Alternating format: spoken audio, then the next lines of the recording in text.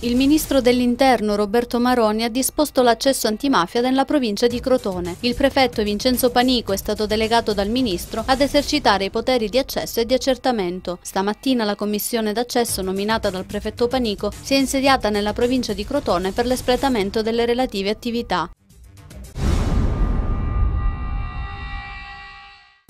Stamane il sottosegretario di Stato all'Interno con delega all'immigrazione Sonia Viale ha visitato il centro di prima accoglienza di Isola Caporizzuti in località Sant'Anna per conoscere la situazione, i luoghi, le persone ed avere un contatto diretto con la realtà del centro. Soprattutto dopo gli scontri avvenuti nei giorni scorsi, il sottosegretario ha potuto constatare che è una delle realtà tra le più importanti in Italia e le procedure e l'assistenza conferite sono adeguate agli standard delle convenzioni europee ed internazionali. Ne ha parlato in un incontro svoltosi alla prefettura di Crotone alla presenza del prefetto Vincenzo Panico, il capo dipartimento per le libertà civili e l'immigrazione del Ministero dell'Interno, il prefetto Angela Pria, il sindaco di Isola Caporizzuto Carolina Girasole e la senatrice Dorina Bianchi.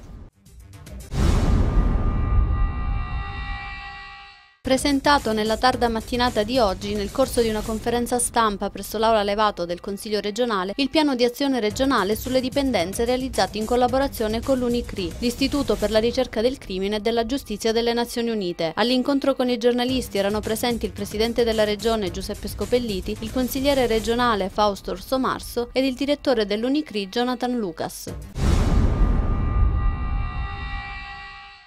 Al via ieri sera la sesta edizione di Radici Sonore Festival a Tiriolo, kermesse organizzata dall'amministrazione comunale e dall'Associazione De Martino col patrocinio dell'assessorato alla cultura regionale e della provincia. Ha riscosso successo il Museo del Costume ospitato nella nuova sede inaugurata ieri. La tradizione tessile di Tiriolo è splendidamente espressa attraverso la cura dei particolari, frutto di un lavoro minuzioso che affonda le sue radici nella storia.